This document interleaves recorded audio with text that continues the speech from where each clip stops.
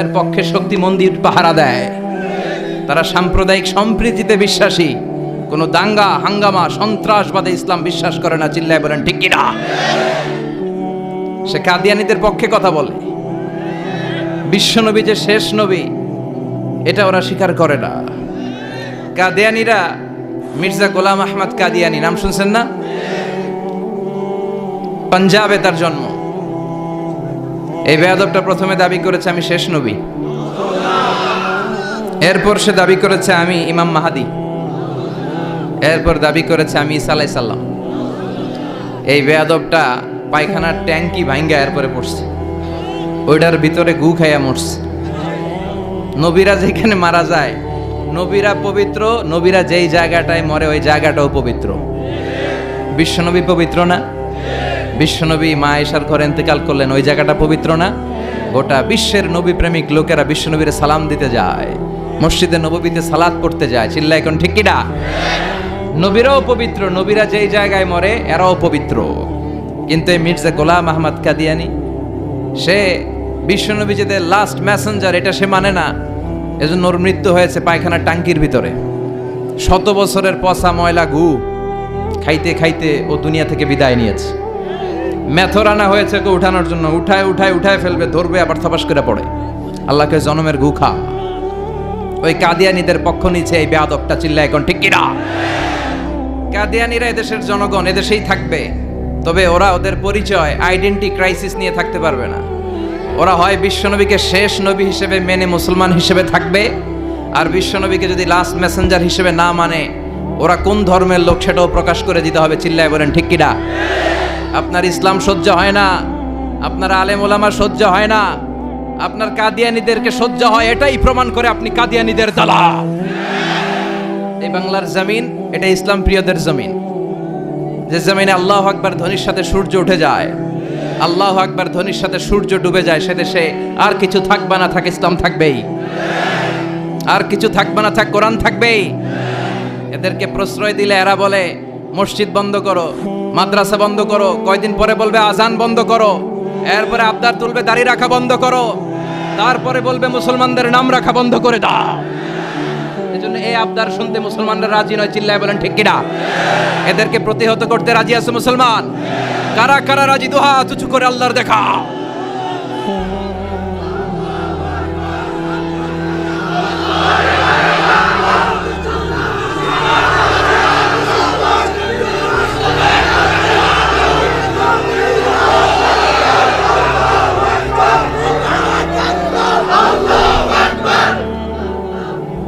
সূর্যরে ভেটকি মারলে সূর্যের কিছু হয়? কথা কন। সূর্যরে আপনি ভেটকি মারছেন, আপনার ভেটকি আপনার মুখে। এজন্য ইসলামের আলোকে ওরা নিভিয়ে দিতে চায়। আল্লাহ বলে কিয়ামত পর্যন্ত ইসলামের বিজয়কে আমি আল্লাহ সমুন্নত রাখবো। চিল্লায় বলেন ঠিক কিনা? এই বেয়াদবটা এত বড় আলেমের বিরুদ্ধে কথা বলেছে, সারা বাংলাদেশে যে উত্তাল গণজোয়ার তৈরি হয়েছে, অবস্থা দৃষ্টে মনে হচ্ছে ওই আলেমের পা ধরে ওর মাপ চাওয়া লাগবে। চিল্লায় এখন ঠিক কিনা? বাংলাদেশে একটা কথা কয়, নিন্দে পাখি পিন্দে। কথা বলেন। তসলিমা নাসরিন নারীদের নিয়ে বই লিখছে, নারীদের কোনো দেশ নেই। এরপরে বোরকার বিরুদ্ধে কথা লিখছে, শেষ পর্যন্ত সে বাংলাদেশে থাকতে পারে নাই। ওরে যখন ইন্ডিয়াতে লুকিয়ে নেওয়া হয়, ওর গায়ে বোরকা পরিয়ে নেওয়া লেগেছিল। চিল্লায় বলেন ঠিক কিনা?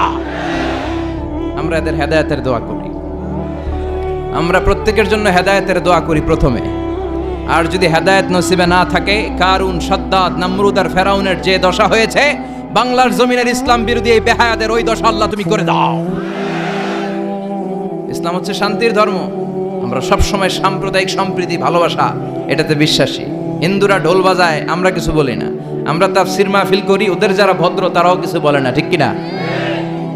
এই ইসলাম বিরোধীরা এরাই হিন্দু মুসলমানদের মধ্যে যে সম্প্রীতি এটাকে নষ্ট করতে চায়। কিছুদিন পর পর এরকম কিছু আবাল আর উল্লুক্কা পাঠার আগমন ঘটে। দেশের মানুষের ঘাম ঝরা এই পয়সা দিয়ে সংসদের প্রতিটা সেকেন্ডের, প্রতিটা মিনিটের দাম আছে। তোর মতো বেয়াদবের কথা শোনার জন্য বাংলাদেশ বসে নাই। আল্লাহ এগুলার হেদায়েত দাও, হেদায়েত নসিবে না থাকলে হালাক করে দাও। সব সময় আমাদেরকে তুমি ইসলামের পক্ষে থাকার তৌফিক দান করো। আমরা যেন শান্তির ধর্মের ইমেজকে গোটা বিশ্বব্যাপী ছড়ায় দিতে পারি, তুমি তৌফিক দাও। বেজুড়া উত্তরপাড়া আদর্শ যুব সংগঠনের উদ্যোগে 10ম বার্ষিক তাফসিরুল কোরআন ও দোয়ার মাহফিল কবরস্থান সংলগ্ন জামে মসজিদ ও ফুরকানিয়া মাদ্রাসা। কবরস্থান কোন দিকে? আসসালামু আলাইকুম আহলাদ দিয়ার। আল্লাহ সবাইকে তুমি মাফ করো। আজকের প্রোগ্রামের সভাপতি আলহাজ মোহাম্মদ ফয়েজ আহমেদ সাহেব আসছে। ওয়ালাইকুম আসসালাম। সহ সভাপতি জনাব হাজি মোহাম্মদ মনু মুন্সি। মনু, আচ্ছা মনু কই? মনু ভাই আপনি? আলহামদুলিল্লাহ। বরিশালের ভাইয়ের আবার এই শব্দটা খুব পছন্দ করে, তাই না? এরা কি বলে? সুবহানাল্লাহ বলবেন না? দেখেন, এক দেশের গালি আরেক দেশের বলি, কি ভাষার ডাইভার্সিটি। এজন্য যাবেন মাঝে মাঝে শীতকালে শিক্ষা সফরে যাবেন অথবা পিকনিকে যাবেন, যে দেখবেন যে চট্টগ্রামে যখন কোনো রেস্টুরেন্টে খেতে বসবেন, ওখানকার বেয়ারা বা ওয়েটারগুলো যখন খাবার দেয় কিভাবে বলে। তারপর সিলেটে যখন যাবেন, এরা একেবারে সব কগুলারে খ বানায় ফেলায়, হ্যাঁ, তো এটা বলে। এরপরে রংপুরের দিকে গেলে আরেক ধরনের কথা বলে। বরিশালে কখনো ঘুরতে গেলে দেখবেন ওখানকার লোকেরা, ওখানকার জীববৈচিত্র্য, প্রাকৃতিক সৌন্দর্য আলাদা। এক বাংলাদেশ, আমাদের দেশটা অনেক ছোট্ট কিন্তু সৌন্দর্যের লীলাভূমি। সুবহানাল্লাহ পড়েন। এমন কিছু নাই যে দেয় নাই। কি পাহাড়, কি সাগর, কি নদী, কি সবুজ। সমস্যা হয়েছে দুর্নীতি। সমস্যাটা কি? আমি 5.5 বছর ধরে মালয়েশিয়াতে থাকি। আল্লাহ মালয়েশিয়ার যা দিছে এর চেয়ে অনেক ঢের গুণ বেশি আমাদেরকে দিয়েছে। আমাদের দেশের পর্যটন মোটেল, পর্যটন কর্পোরেশন আর ট্যুরিজম যে মিনিস্ট্রি আছে, এটা যদি সুন্দর প্ল্যান করে এই দেশটার কাজে লাগাতে পারতো, আমরা ট্যুরিস্টদেরকে জায়গা দিয়ে কুলাতে পারতাম না। আমাদের দেশের ছেলেপেলেরা যেগুলো লেখাপড়া করে না, এগুলো কামলা দিতে যায় বিদেশ। এই দেশটারে সাজাইলে এখানে ট্যুরিজমকে দেখাশোনা করার জন্য আমাদের প্রত্যেকটা ছেলের কর্মসংস্থানের ব্যবস্থা হয়ে যেত। এগুলো নিয়ে চিন্তা নাই। এরা ঘুরতে যায় পৃথিবীর বিভিন্ন দেশে, দেশ নিয়ে চিন্তা নাই। আল্লাহ আমাদের নেতাদেরকে তুমি হেদায়েত দাও। এজন্য ঘুরবেন, দেশটাকে ঘুরবেন। আমি আমার ছোটবেলাতেই পুরো বাংলাদেশ ঘুরে ফেলছি। আমি যখন দাখিল, আলিম, এসএসসি, এইচএসসি দেই, তখনই আমি বাংলাদেশ কাবার, কারণ ঘুরতে খুব পছন্দ হতো। কত সুন্দর দেখার মতো জায়গা আল্লাহ বাংলাদেশে রেখেছে। আপনি পঞ্চগড়ে গেলে দেখবেন কাঞ্চনজঙ্ঘা, ওখানে দাঁড়ালে আকাশটা ক্লিন থাকলে হিমালয়ের পাহাড় দেখা যায়। বাংলাদেশ থেকে দাঁড়িয়ে কাঞ্চনজঙ্ঘা থেকে হিমালয় দেখা যায়। ওই জায়গাটারে যদি ট্যুরিজমের জন্য প্রমোট করা হতো, lakh lakh tourist Europe America থেকে ছুটতো। এখন এই দেশে আসে না, সিকিউরিটি নাই, কোনো নীতিমালা নাই, কোনো নিয়ম কানুন নাই। এজন্য এই দেশে আল্লাহর রহমত নাই। একের পর এক গজব দিয়ে আল্লাহ আমাদেরকে পরীক্ষা করছে। চিল্লা এখন ঠিক কিনা? আল্লাহ তুমি গজব থেকে বাঁচাও, তোমার রহমত নাজিল করো, আমাদের সবাইকে মাফ করো। আজকের প্রোগ্রামের প্রধান অতিথি জনাব মোহাম্মদ মাসুদ আলম, চেয়ারম্যান বিআরডিবি ব্রাহ্মণপাড়া উপজেলা পরিষদ। প্রধান আকর্ষণ ডক্টর মুফতি আবুল কালাম আজাদ বাশার চলে আসছে আলহামদুলিল্লাহ। মুহাদ্দিস মাদিনাতুল উলুম কামিল মাদ্রাসা ঢাকা। চমৎকার আলোচনা করে। বাশার ভাইয়ের আলোচনা অসাধারণ। যেটা বোঝানো শুরু করবে, আপনি না বোঝা পর্যন্ত বুঝায় ছাড়বে, খাওয়ায় ছাড়বে, হজম করায় ছাড়বে। এরকম শিক্ষকের দরকার আছে না নাই? আমাদের এই শিক্ষকগুলোর সাথে সম্পর্ক রাখা দরকার, যারা কোরআন থেকে কথা বলে, মানুষকে বুঝায়, একটার পর একটা ঝামেলাপূর্ণ বিষয়কে কোরআন সুন্নাহর আলোকে খোলাসা করে দেয়। আমাদের চোখের সামনে ইসলামের নীতিমালা ফকফকে হয়ে যায়। আল্লাহ তুমি আমার প্রিয় ভাই ডক্টর মুফতি আবুল কালাম আজাদ বাশার ভাইকে কোরআনের জন্য কবুল করো, হায়াত দারাজ করো, তাকে তুমি সুস্থ রাখো। আমাকে রেখেছেন প্রধান বক্তা, খুব খুশি হয়েছি। ডক্টরও লাগান নাই, আল্লামাও লাগান নাই, আমি যা তাই লিখছেন। মোহাম্মদ মিজানুর রহমান আজহারি, অনেক শুক্রিয়া। এই ডক্টর ফক্টর লাগাবেন না, আল্লামাও লাগাবেন না। আমার ডক্টরেট শেষ হয় নাই এখনো, আর আমি আল্লামাও নই, কিন্তু লাগায় ফেলায় আল্লামা। আল্লামা বেসিক্যালি একজন, চিল্লায় বলেন তিনি কে? তবে হ্যাঁ, মানুষের মধ্যেও যারা অনেক জ্ঞানী, অনেক পড়াশোনা করেছে, তাদেরকেও অনেকে আল্লামা বলে, কিন্তু আমাকে এটা বলবেন না। আমি অত বড় জ্ঞানী লোক নই, আমি একজন কোরআনের শিক্ষার্থী। আমি শিখছি, শিখেই যাব আজীবন। তো আল্লামা হচ্ছে আল্লাহ। এবং নিজেকে ছোট রাখা, ছোট করাটা বিশ্বনবী পছন্দ করতেন। বিশ্বনবী বলতেন, আল্লাহ আমার চোখে আমারে ছোট বানাও, মানুষের চোখে আমারে বড় বানাও। আর আল্লাহও চায় আপনি আপনারা ছোট করেন। আল্লাহর এটা দেখতে বড্ড ভালো লাগে যে আমার বান্দা ছোট হয়ে থাকতে চায়। মান তাওয়াদা তারাফা, যে নিচে নামতেছে আল্লাহ টাইনা উঠায়, আর যে উঠতেছে আল্লাহ থাপ্পড় মেরে নিচে নামায়। কথা কন। মুসা আলাইহিস সালাম, সহিহ বুখারীর বর্ণনা, বনি ইসরাইলের লোকদের মাঝে ওয়াজ করতেছিলেন, এরকম নসিহত করছিলেন। তো একজন দাঁড়িয়ে বলল, ইয়া নবী আল্লাহ মুসা, মান আ'লামুন নাসি ফিল আরদ, হে মুসা নবী, জানতে বড় মনে চায় বর্তমান পৃথিবীর সবচেয়ে বড় জ্ঞানী কে? মুসা আলাইহিস সালাম কয় আমি। মুসা আলাইহিস সালাম কি বললেন? আনা। আসলে কথাটা ঠিক। আল্লাহ যখন যে নবীকে পৃথিবীতে পাঠায় তখন তাকে সবচাইতে বেশি জ্ঞান দিয়ে পাঠায়, সেই হিসেবে ঠিকই উনি সবচেয়ে জ্ঞানী। কিন্তু উনি এইভাবে নিজেকে সবচেয়ে বড় জ্ঞানী বলে দিবে, এটা আল্লাহর পছন্দ হয় নাই। আল্লাহ চেয়েছিলেন মুসা আলাইহিস সালাম যেন বলে আল্লাহু আ'লাম, আল্লাহই জ্ঞানী। সুবহানাল্লাহ কইবেন না? কিন্তু তা না করে উনি কি করলেন? যখন বলল সবচেয়ে বড় জ্ঞানীকে, উনি হুট করে কি বলে ফেললেন? আনা, আমি। আল্লাহ এটা পছন্দ করেনি। আল্লাহ ডেকে বললেন, মুসা, ইউ আর অ্যাবসলিউটলি রং, তুমি ভুল করেছো, তুমি সবচেয়ে জ্ঞানী নও, তোমার চেয়েও বড় জ্ঞানী আছে। সুবহানাল্লাহ পড়েন। তার মানে জানার কোনো শেষ নাই, জাননেওয়ালার উপর জাননেওয়ালা আছে। আর সবচেয়ে বড় জাননেওয়ালা কে? মুসা আলাইহিস সালাম রে আল্লাহ বললেন, মুসা, তোমার চেয়েও বড় জ্ঞানী আছে, তার নাম হচ্ছে খাদির। কি নাম? আরো জোরে বলেন, কি নাম? খাদির। উনি কোনো জায়গায় বসলে ওখানে ঘাস লতা পাতা যদি শুকনো থাকতো, ওনার বরকতে ওগুলো সবুজ হয়ে যেত, এজন্য ওনার নাম খাদির। কিন্তু আমরা বলি খিজির। আমরা কি বলি? খিজির। আল্লাহ বললেন, ইযহাব ইলা মাজমাইল বাহরাইন, দুই সাগরের মিলন কেন্দ্র, ওখানে যাও, ওখানে যে এমন এক বান্দার সন্ধান পাবা সে তোমার চেয়েও জ্ঞানী। সুবহানাল্লাহ পড়েন। তাহলে আমি সবচেয়ে বড় জ্ঞানী, আমি আল্লামা, এটা বলতে পারে শয়তান। চিল্লা এখন ঠিক কিনা? এজন্য আমরা যেন নিজেকে নিজে সবসময় ছোট করে উপস্থাপন করি, তাহলে আল্লাহর দরবারে আপনি বড় হয়ে যাবেন। কথা বুঝতে পেরেছেন?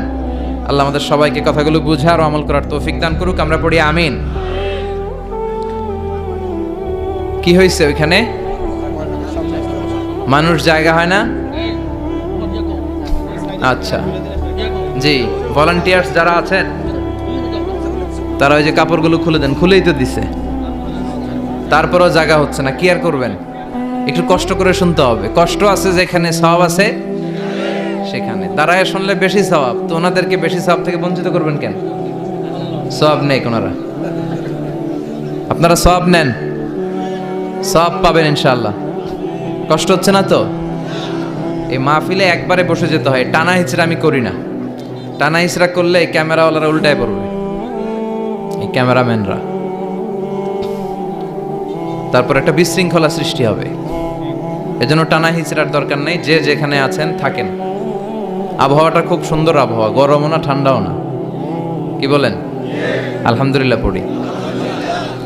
কোনো আওয়াজ হবে না আশেপাশে। এই যে আপনি, লাগবে না, থাকেন, ওইভাবেই থাকেন। যে যেখানে আছি ওইভাবে থাকি, কোনো আওয়াজ হবে না। আমার সময় খুব কম, একটু পরেই আমাদের প্রধান মুফাসসির চলে আসবে। উনি আসার আগ পর্যন্ত কিছু কথা আমরা শোনার চেষ্টা করি, শিখার চেষ্টা করি। আমরা শিখতে এসেছি, শিখতেই হবে, আপনাকে পড়তেই হবে। কোরআনের প্রথম কথা হচ্ছে পড়ো, আর নিজের জীবন গড়ো। ঠিক কিনা? পড়তেই হবে আপনাকে, না পড়ে উপায় নাই। যখন যে অবস্থায় থাকবেন পড়বেন।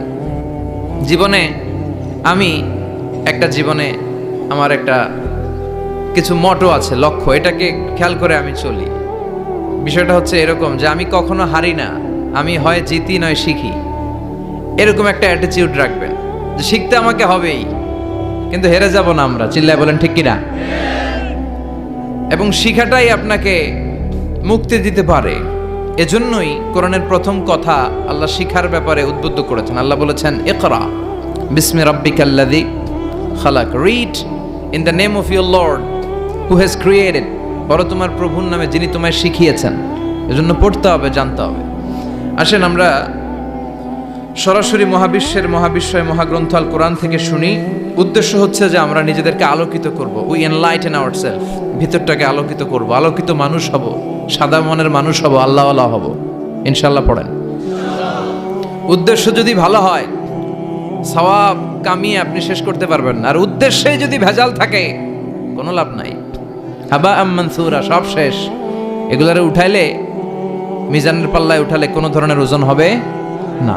আজকের এই তাফসির মাহফিল আমরা এসেছি শিখার জন্য, আর একজনকে খুশি করার জন্য। তিনি কে? আল্লাহ তুমি কবুল করো। আমি আপনাদের খেদমতে সূরাতু আদ-দুহা তেলাওয়াত করেছি। এই সূরাটা মুখস্থ আছে না অনেকের? কমন একটা সূরা, প্রায় আমরা সালাতে পড়ি, মক্তবেই তো এগুলো শিখে ফেলছে, ঠিক কি না? তো এই যে সূরাটা খুব বেশি পড়া হয়, খুব বেশি শোনা হয়, আসলে এই সূরায় আল্লাহ কি শিক্ষা কর্মসূচি আমাদেরকে দিলেন জানার দরকার আছে না নাই? আসেন আজকের এই চমৎকার রজনীতে আমরা সূরাতুদ দুহার আলোকে কিছু কথা শুনি। এটা কোরআনের 30তম পারায় অবস্থিত একটা সূরা। কততম পারা? এটা মাক্কি সূরা। একটু আওয়াজ করে বলবেন, কি সূরা? এই সূরার আয়াত সংখ্যা 11টি। কয়টি? 11টি। এটা কোরআনের একটা মোটিভেশনাল সূরা। কি সূরা? মোটিভেশনাল। আমরা প্রায় এই শব্দটা শুনি না, মোটিভেশন, মোটিভেশন।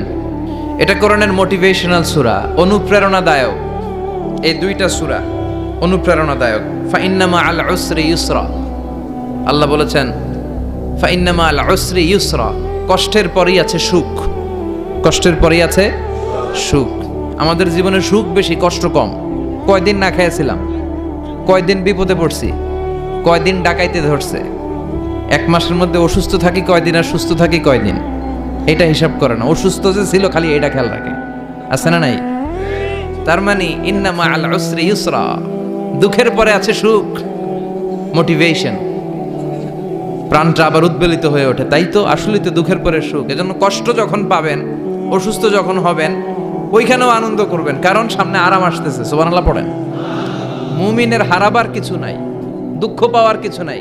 মুমিন অসুস্থ হলে অসুস্থতার মাধ্যমে তার রোগের মাধ্যমে তার গুনাহ ঝরে যায়, সে আল্লাহর কাছে প্রিয় হয়ে ওঠে। তা আমাদেরকে কেউ হারাইতে পারে? কথা বলেন, আমাদের কেউ ভয় দেখাইতে পারে? মোটিভেশনাল সূরা, সূরাতুল ইনশিরাহ আর সূরাতুদ দুহা। এখানে অনেক হিউজ মোটিভেশন আছে। যারা হতাশ, যাদের জীবন ভাল লাগে না, মরে যেতে মনে চায়, গার্লফ্রেন্ড গালি দিছে, আছে না নাই? আবার বয়ফ্রেন্ড গার্লফ্রেন্ডের গালি দিছে, এ ওড়না পেঁচায়া ফ্যানের মধ্যে ঝুলে আত্মহত্যা করে। আহা, কত বড় পাগল, তুই মরলি কেন? গালি দিছে তো কি হয়েছে? হ্যাঁ, বুঝতে চায় না, হতাশ হয়ে যায়। আর বয়স কম তো, ইচড়ে পাকা, অল্পতে কাবু হয়ে যায়। এই সূরাগুলো পড়ে না। এখানে আশার বাণী আছে। আজকে আমি জানি কথা শোনাবো আপনাদেরকে, শুরুতে আগে সংক্ষেপে বলে দিই। এই সূরার মূল কথা হচ্ছে, মানে সেন্ট্রাল থিম বা সাবজেক্ট ম্যাটার সূরাতুদ দুহার কেন্দ্রীয় আলোচ্য বিষয় হচ্ছে নিরাশ হবেন না, হতাশ হবেন না, হাল ছাড়বেন না, ভরসা রাখবেন কার উপর? মুমিনরা নিরাশ হয়, হতাশ হয়, হাল ছাড়ে নাকি ভরসা রাখে? কার উপর ভরসা? কার উপর? না নৌকার উপর, ধানের শীষ, নাঙ্গল, হাত পাখা, দাড়িপাল্লা? ভরসা থাকবে একজনের উপর। চিল্লায় বলেন, তিনি কে? Never be sad, never lose hope. Every time you feel like you cannot go on, you feel so lost that you are so alone. Don't despair and never lose hope, 'cause Allah is always by your side. Insha'Allah, Insha'Allah, Insha'Allah, you'll find your way. Insha'Allah, Insha'Allah, Insha'Allah, you'll find your way. Every time you feel like you cannot go on, you feel so lost that you are so alone. Don't despair and never lose hope, 'cause Allah is always by your side. Insha'Allah, pardon? Insha'Allah, Insha'Allah, you'll find a way. Insha'Allah, Insha'Allah, Insha'Allah, you'll find a way. ঠিক কি না? কি সুন্দর নাশিদ। Never lose hope, you will find you way, তুমি তোমার পথ খুঁজে পাবে। আমাদেরকে পথ দেখায় কে? এজন্য সূরাতুদ দোহার কেন্দ্রীয় আলোচ্য বিষয় হচ্ছে হতাশ হওয়া যাবে না, নিরাশ হওয়া যাবে না, হাল ছাড়া যাবে না, ভরসা রাখতে হবে একজনের উপরে। চিৎকার করে বলেন, তিনি কে? হতাশ যারা, ফ্রাস্ট্রেটেড আপসেট পিপল, তাদের জন্য, হতাশ ব্যক্তিদের জন্য এই সূরাটা একটা আলোকবর্তিকা, একটা আলোর মশাল। এই সূরাটা পড়লেই হতাশ ব্যক্তিরা মনে শান্তি পায়, আশা ফিরে পায়, দিক ফিরে পায়, ঠিক কি না?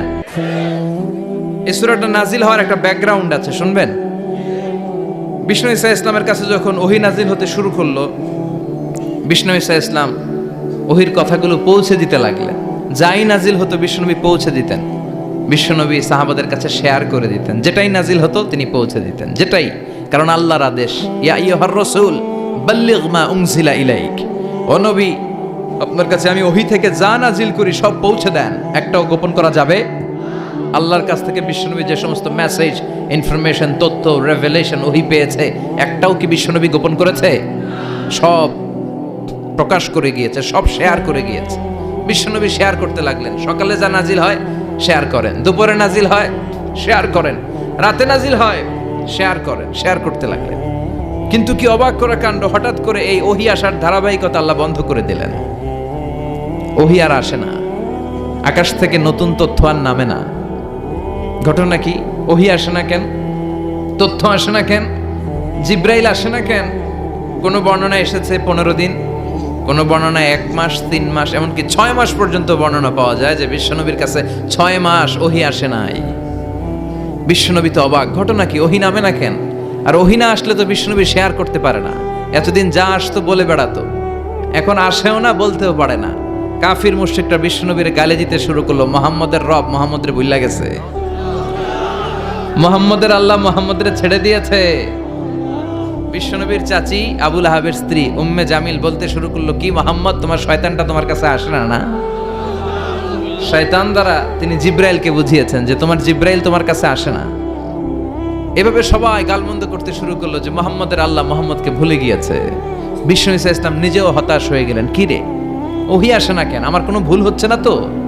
আমার কোনো অপরাধ হয়ে গেল না তো? আল্লাহ কি আমার উপর অসন্তুষ্ট হয়েছেন? আল্লাহ কি আসলেই আমারে ভুলে গেছেন? আল্লাহ কি আমাকে ত্যাগ করেছেন? তিনি কি আমার উপর রেগে আছেন? আমরাও মাঝে মাঝে এরকম হতাশ হয়ে পড়ি। এরকম হতাশ লোক আছে না নাই? কিরে, আমার দোয়া কবুল হয় না কেন? আল্লাহ আমার ডাকে সাড়া দেয় না কেন? আমার জীবনে এত দুঃখ কেন? আমার জীবনে তো ভালো কিছু হয় না, খালি সব কষ্ট আমার কেন? এরকম আছে না নাই? এরকম হতাশদের জন্য এই সূরাটা একটা আলোকবর্তিকা, মোটিভেশনাল সূরা। আলহামদুলিল্লাহ পড়েন।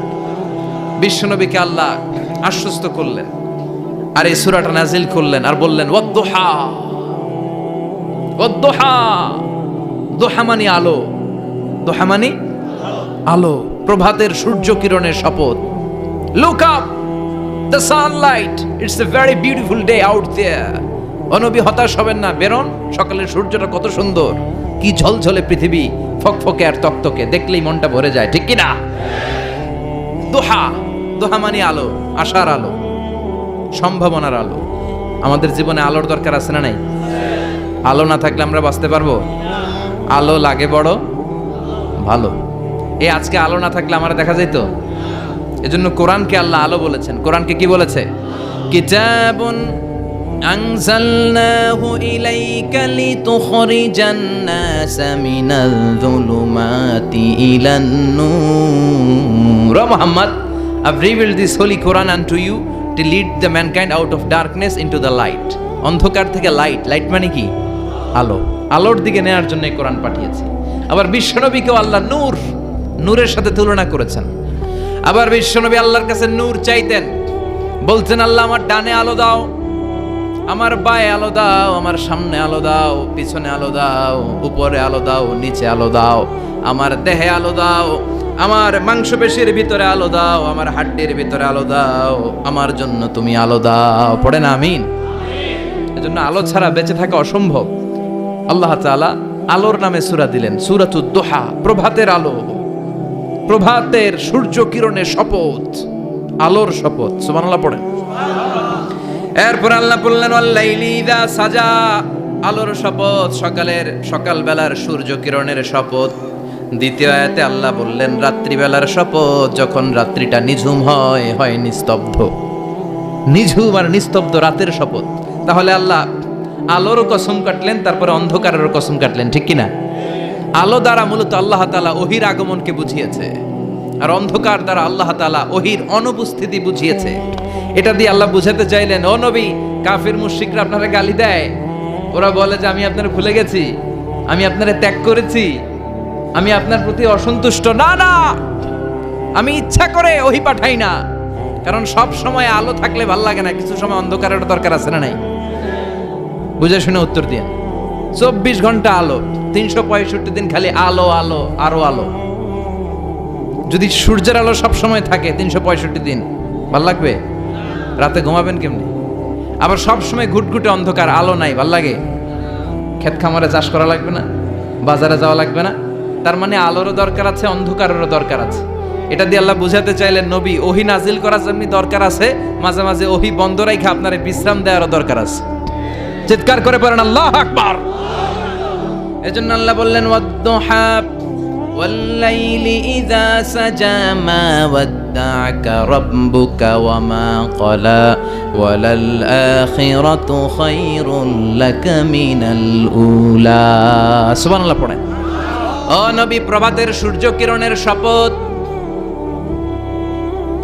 নিঝুম নিস্তব্ধ রাত্রিবেলার শপথ, আলো আর অন্ধকারের শপথ করে আমি বললাম, আপনার প্রভু আপনারে ভুলে যায় নাই, আপনার উপর অসন্তুষ্ট হয় নাই। আমি আল্লাহ ইচ্ছা করে ওহি বন্ধ রেখেছি, কারণ ওহির একটা পাওয়ার আছে। বারবার ওহি রিসিভ করলে আপনার স্নায়ু এটা সহ্য করতে পারবে না, আপনার দেহ এটারে বরদাস্ত করতে পারবে না। নবী, আমি আপনার প্রতি এত রহম দিল, এত ভালোবাসি, বারবার ওহি নিতে নিতে আপনার যে কষ্ট হয়, এই কষ্টটা আমার আল্লাহর সহ্য হয় না। এজন্য আমি আল্লাহ ইচ্ছা করে কিছুদিন ওহি বন্ধ রাখছি। সুবহানাল্লাহ পড়েন। তার মানে এই নয় যে আমি আপনারে ভুলে গিয়েছি, আমি আপনারে ছেড়ে দিয়েছি। আরে নবী, আমি তো আমার নামের সাথে আপনার নামকে জুড়ে দিয়েছি। লা ইলাহা ইল্লাল্লাহ মুহাম্মাদুর। যেখানে আমার আল্লাহর নাম, সেখানেই বিশ্ব নবীর নাম আছে না নাই? আজান যখন দেই আল্লাহু আকবারের পরে বিশ্ব নবীর নাম আছে না নাই? একামতে আছে না নাই? আবার আল্লাহর জন্য যখন সালাত আদায় করি, শেষ বৈঠকে বিশ্ব নবীর উপর দুরূদ আছে না নাই? রাফা'না লাকা যিকরাক। ও নবী, আপনার নামকে আমি অনেক উপরে তুলে ধরেছি। আমার নাম যেখানে, আপনার নাম ওইখানে। গোটা বিশ্বব্যাপী আপনার নাম ছড়ায় যাবে। ওরা আপনারে গালি দেয় কবি বলে, ওরা গালি দেয় গণক বলে, ওরা বলে আপনি আফতার, লেস কাটা। আসলে যারা আপনারে গালি দেয় ওরাই লেস কাটা। ওরা আপনারে বলে আপনি নির্বংশ, আপনার ছেলেগুলো বেঁচে নাই, মেয়ে বেঁচে আছে, আপনার নাম নেয়ার কেউ থাকবে না। ওই আবু জাহেল, উতবা, সাইবা, ওদের নাম নেয়ার কেউ থাকবে না। আপনি লেসকাটা নন, আপনি নির্বংশ নন। ইন্না শানিয়াকা, চিল্লায় বলেন, ইন্না শানিয়াকা। যারা আপনারা গালি দেয়, আপনারা নিয়ে কটু কথা বলে, ওরাই লেসকাটা, ওরাই নির্বংশ। ওদের বংশকে আমি আল্লাহই নির্বংশ করে ছাড়ি। চিল্লায় বলেন ঠিক কিনা? ও নবী, মা ওয়াদ্দা'আকা রাব্বুকা ওয়া মা ক্বালা। আপনার রব আপনারে পরিত্যাগ করে নাই, আপনারে ভুলে যায় নাই, আপনারে ছেড়ে দেয় নাই। আপনার রব ইচ্ছা করেই ওহী নাজিল বন্ধ করে রেখেছে। আমি ইচ্ছা করেই আপনারে প্রেসার দিতে চাই নাই গো নবী, কারণ ওহী রিসিভ করা অনেক কঠিন। এটা আস্তে আস্তে আপনি অভ্যস্ত হবেন। সুবহানাল্লাহ পড়েন। ওহীর একটা পাওয়ার আছে না নাই? আমরা তো কি মজায় মজায় কোরআন পাইছি। এই যে কি সুন্দর কোরআন নিয়ে বসে পড়ি, তাফসীর করি, কি মজার কোরআন। আহা, এই কোরআনটা রিসিভ করতে যে বিশ্বনবীর কত কষ্ট হয়েছে। এই কোরআনকে আল্লাহ বলেছেন এটা কাউলান সাকিলা, very heavy and weighty word. এটা অনেক ওজনওয়ালা কথা। ইন্না সানুলকি আলাইকা কাউলান, এটার অনেক ওজন। এই কোরআনটা যদি পাহাড়ের উপরে নাজিল করা হতো, পাহাড়গুলো দুমড়ে মুচড়ে ভেঙে টুকরো টুকরো হয়ে খান খান হয়ে যেত, ঠিক কি না? এত কঠিন বানিয়ে এটা। ও নবী, আমি আলোর সাথে ওহির মিল ঘটিয়েছি, আলো দিয়ে ওহিকে বুঝিয়েছি। সূর্যের যেমনি কিরণ আছে, তেজ আছে, এই ওহিরও একটা তেজ আছে। এই তেজ, এই কিরণ আপনি সব সময় সহ্য করতে পারবেন না। এজন্য আমি ইচ্ছা করে কিছুদিন ওহি নাজিল করা বন্ধ করে রেখেছি। সুবহানাল্লাহ পড়েন। ইচ্ছে করে আমি নাজিল করি নাই। সব সময় নাজিল হলে আপনার ভাল লাগতো না। বুখারীর বর্ণনা, মা আয়েশা বলতেন শীতের রাতে, কনকনে মাঘ মাসের শীতের রাতে যখন বিশ্বনবীর উপর কোরআনের আয়াত নাজিল হতো, বিশ্বনবী ঘেমে ঘেমে একাকার হয়ে যেতেন। হাত্তা লা ইয়াতাফাসসাদু জাবিনুহু আরাকান, বিশ্বনবীর দাড়ি আর থুতনি বেয়ে ঝরঝর করে পানি পড়তো। আমরা কম্বল গায়ে দিয়ে থাকি আর বিশ্বনবী ঘামে। সুবহানাল্লাহ কইবেন না? এটা কওলান সাকিলা, অনেক ওজনওয়ালা কথা। আবার বিশ্বনবী যখন ওটের উপরে বসে থাকা অবস্থায় কোরআনের আয়াত নাজিল হতো, ওটের বুকটা মুহূর্তের মধ্যে বালুর মধ্যে, জমিনের মধ্যে লেগে যেত। ঘোড়ায় চড়া অবস্থায় বিশ্বনবীর কাছে যখন কোরআন নাজিল হতো, ঘোড়ার পা গুলো মরুভূমির বালুতে দেবে যেত। মাঝে মাঝে বিশ্বনবী সাহাবাদের রানের উপরে, পায়ের উপরে মাথা দিয়ে শুয়ে পড়তেন, ক্লান্ত শ্রান্ত। যায়েদ বিন হারেসা, বিশ্বনবীর পালক পুত্র, তার পায়ের উপরে মাথা রেখে বিশ্বনবী একবার কথা বলতে বলতে ঘুমিয়ে পড়লেন। ঘন্টাখানিক ঘুমালেন। যায়েদ বিন হারেসা বলে, আমার কাছে তেমন কোনো কষ্টই হচ্ছে না, বিশ্বনবীর মাথাটা খুব বেশি ওজন মনে হচ্ছে না। ঘন্টাখানিক পর বিশ্বনবীর চোখ খুললেন, আর খোলা মাত্রই ওনার উপর ওহী কোরআনের আয়াত নাজিল করতে শুরু করলো। কে? যায়েদ বিন হারেসা বলে, যখনই কোরআনের আয়াত নাজিল হতে শুরু করলো, আমার মনে হচ্ছে বিশ্বনবীর মাথাটা 50-60 কেজি ওজন বেড়ে গিয়েছে।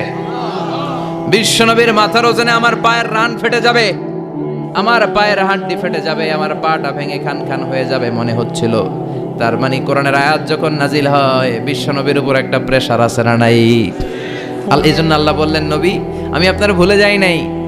কাফেররা যেমনি আপনারে গালি দেয় যে আমি আপনারে ভুলে গিয়েছি, আপনার উপর আমি অসন্তুষ্ট, নেভার, অসম্ভব। আমি আপনার উপর কখনো অসন্তুষ্ট নই, বরং আমি ইচ্ছা করি আপনার উপর থেকে প্রেসার কমিয়ে দেওয়ার জন্য কয়েকদিন ইচ্ছা করে আপনারে ছুটিতে রাখছি। সুবহানাল্লাহ পড়েন, যাতে করে আবার এনার্জি গায়ে নেওয়ার পরে নতুন করে কোরআনের আয়াত রিসিভ করার জন্য আপনি সক্ষম হন। চিল্লায় পড়তে হবে আল্লাহু আকবার। এজন্য আল্লাহ বললেন, ওয়াদ-দুহা ওয়াল-লাইলি ইযা সাজা মা ওয়াদ্দা'আকা রাব্বুকা ওয়া মা ক্বালা ওয়ালাল আখিরাতু খায়রুল লাকা মিনাল উলা। এরপর আল্লাহ বললেন, নবী ওয়ালাল আখিরাতু খায়রুল লাকা মিনাল উলা, and verily indeed the hereafter is far better for you than this dunya. এই দুনিয়ার চেয়ে আপনার জন্য আখিরাতটা অনেক দামি। খায়রুল লাকা মিনাল উলা, এই দুনিয়ার চেয়ে আখিরাতটা অনেক শ্রেষ্ঠ। এতে আল্লাহ বললেন দুনিয়ার চেয়ে আখিরাত শ্রেষ্ঠ, আর এক আয়াতে আল্লাহ বললেন দুনিয়ার চেয়ে আখিরাত হলো স্থায়ী। ঠিক কি না? বাল তু'থিরুনাল হায়াতাদ দুনিয়া ওয়াল আখিরাতু খায়রুন ওয়া আবকা। তোমরা দুনিয়ার জীবন নিয়ে পাগল পাড়া হয়ে থাকো, আল্লাহ বললেন দুনিয়ার জীবনের চাইতে আখিরাতের জীবন শ্রেষ্ঠ এবং স্থায়ী। ঠিক কি না? কার কথা? দুনিয়া স্থায়ী না আখিরাত স্থায়ী? দুনিয়া শ্রেষ্ঠ না আখিরাত শ্রেষ্ঠ? কিন্তু আমরা কোনটার পিছনে দৌড়াই? খালি দুনিয়া দুনিয়া। দুনিয়া কে মজা লে লো, দুনিয়া তোমারি হ্যায়, কিন্তু জান্নাত কে মজা লে লো, জান্নাত তোমারি হ্যায়, ওইটা কয় না? আছে না নাই? দুনিয়ার পেছনে পাগল হয়ে আমরা পড়ে থাকি। এই দুনিয়ার জীবনটা একটা মায়াজাল, এটা একটা মরিচিকা। এই মরিচিকা, এই ধোঁকা, এই লালসা আর এই মায়াজালের পেছনে আমরা ছুটছি। ছুটতে ছুটতে হুট করে একবার কবরের ভিতরে ঢুকতে হবে। কথা বলেন, তখন আমাদের টনক নড়বে। এজন্য দুনিয়া মুমিনদের জন্য শ্রেষ্ঠ আর স্থায়ী জায়গা নয়। মুমিনের আসল জায়গা হচ্ছে আখিরাত। মুমিনের শান্তি আর কল্যাণের জায়গা হচ্ছে আখিরাত। জান্নাত হচ্ছে মুমিনের শেষ ঠিকানা। চিৎকার করে বলেন ঠিক কি না? সেটাই বিশ্বনবীরে বললেন, নবী কাফির মুশরিকদের কথা আপনি কান দিবেন না, ওদের কথায় হতাশ হবেন না, নিরাশ হবেন না, হাল ছাড়বেন না, ভরসা রাখবেন কার উপর?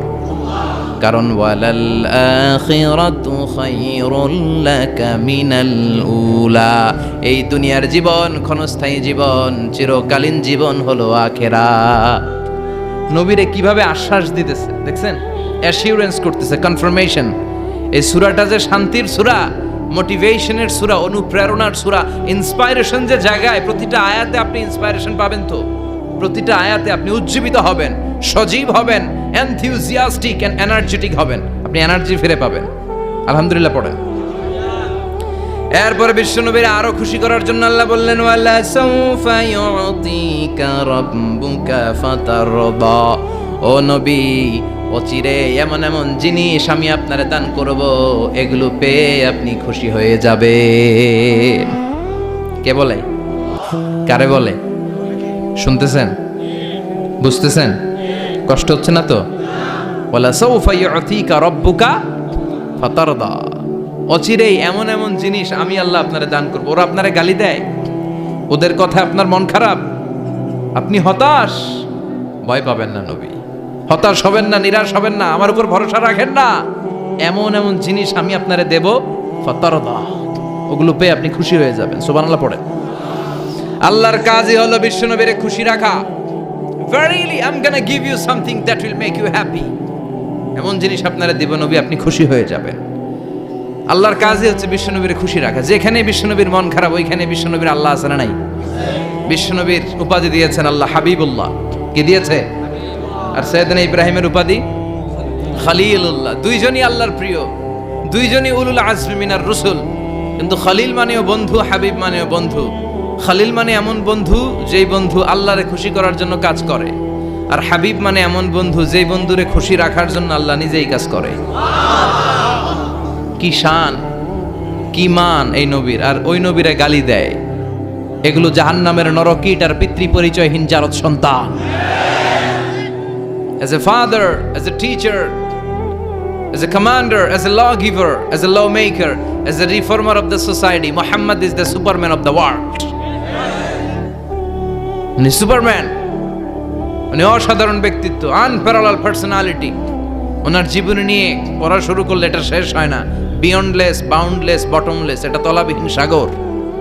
বিশ্বনবীর জীবনী একটা সাগর, কিন্তু সাগরের কি নাই? সুবহানাল্লাহ কইবেন না? এই বিশ্বনবীর খুশি রাখা কার কাজ?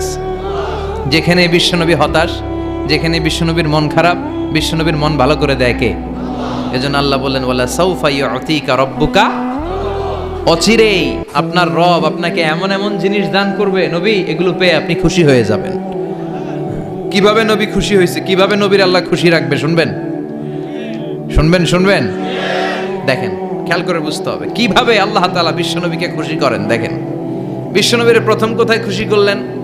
বিশ্বনবী মক্কার জমিনে দাওয়াতি কাজ যখন শুরু করলেন, তিনি দেখলেন বিশ্বনবী খুব ভালো অ্যানালাইসিস করতে পারতেন।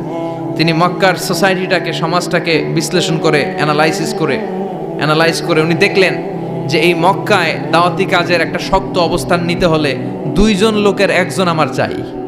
সুবহানাল্লাহ পড়েন। কি বিশ্লেষণ শক্তি, কি চিন্তা শক্তি!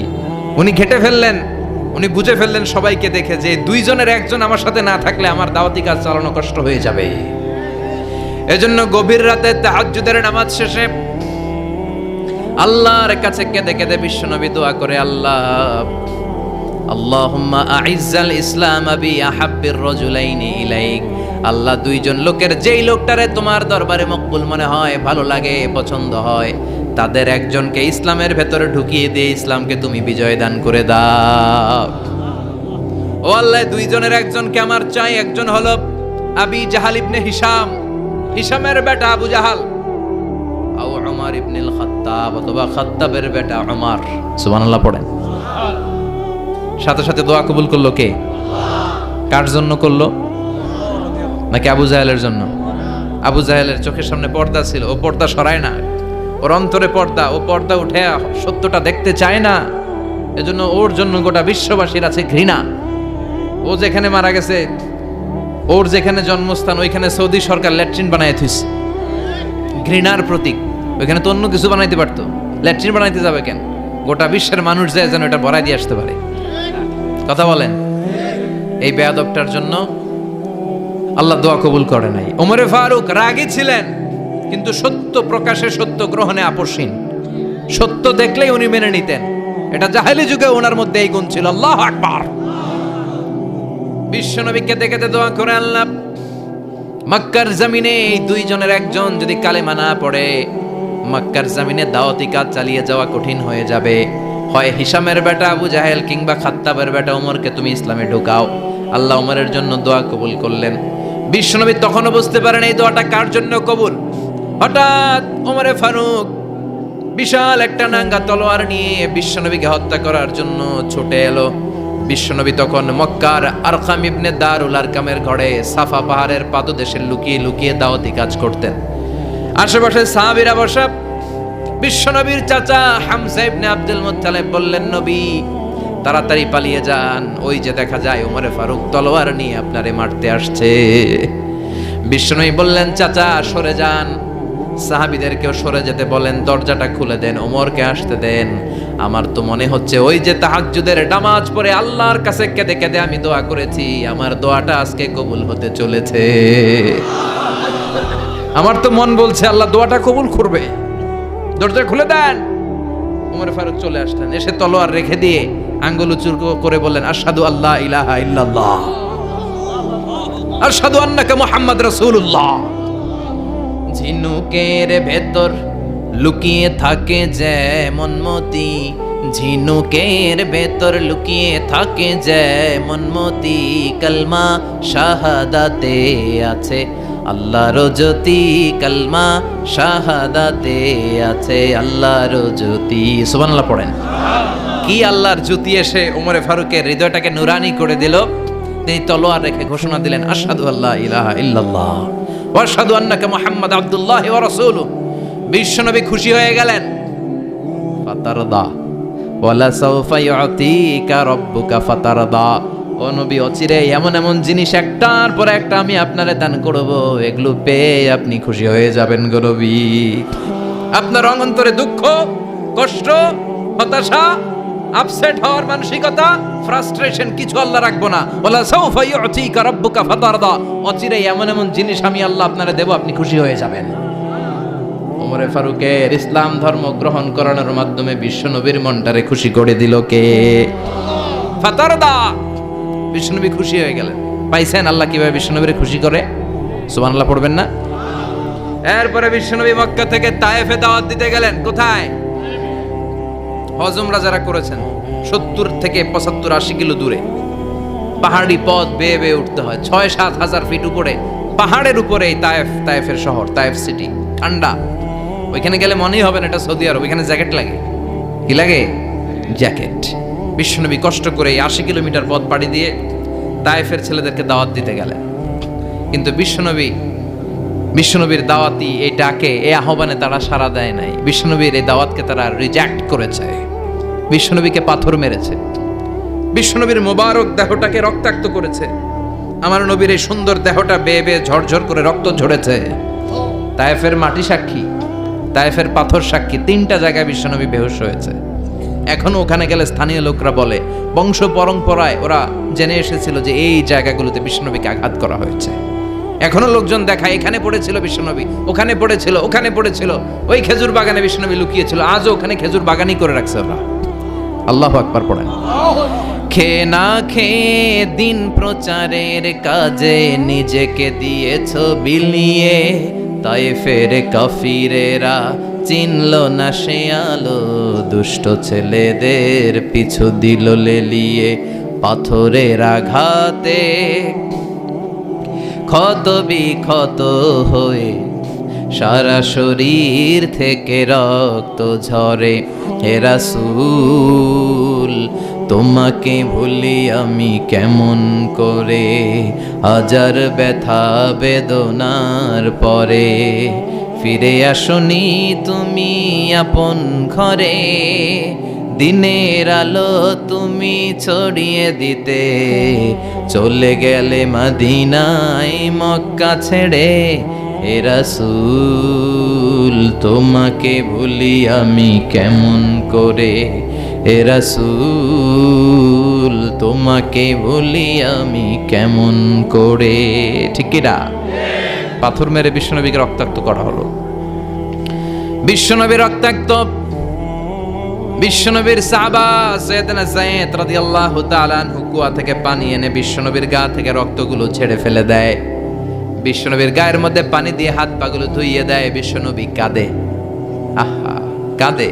রহমতের নবী কাঁদে, আরেকজনের জন্য কাঁদে, নিজের কোনো লাভ নাই। মায়ের খাইছে, ওরা যেন বাঁচে জাহান্নামের আগুন থেকে। সুবহানাল্লাহ কইবেন না?